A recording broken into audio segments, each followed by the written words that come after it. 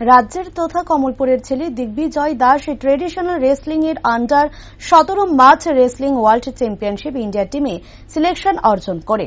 দিগ্বিজয় কমলপুর মহকুমার চুলুবাড়ি গ্রামের বাসিন্দা। তার পিতার নাম প্রদীপ দাস, যিনি একজন ক্ষুদ্র ব্যবসায়ী। দিগ্বিজয় 2021-22 এবং 2022-23 ন্যাশনাল চ্যাম্পিয়নশিপ থেকে স্বর্ণপদক জয়লাভ করে।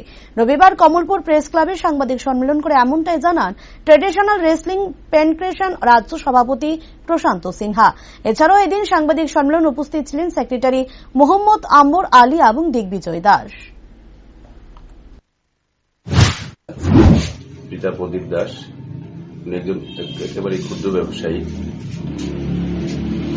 উনি দুবার 21-22 এবং 22-23 এই সময়টাতে উনি দুবার ন্যাশনাল চ্যাম্পিয়নশিপ থেকে ট্রেডিশনাল রেসলিং এ স্বর্ণপদক জয়লাভ করেছে।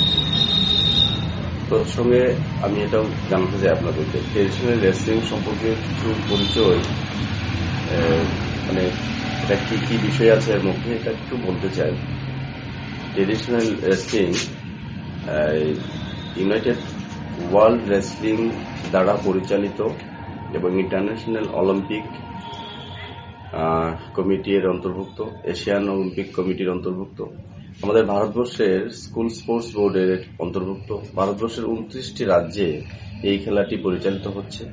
আমাদের নর্থ ইস্টের আসাম, মণিপুর, নাগাল্যান্ড এবং আমাদের ত্রিপুরাতেও খেলাটি পরিচালিত হচ্ছে। আমরা ত্রিপুরায় স্পোর্টস অ্যাক্ট অনুযায়ী 48টি প্রাইমারি বডিতে আমাদের খেলাটি সংযুক্ত করি।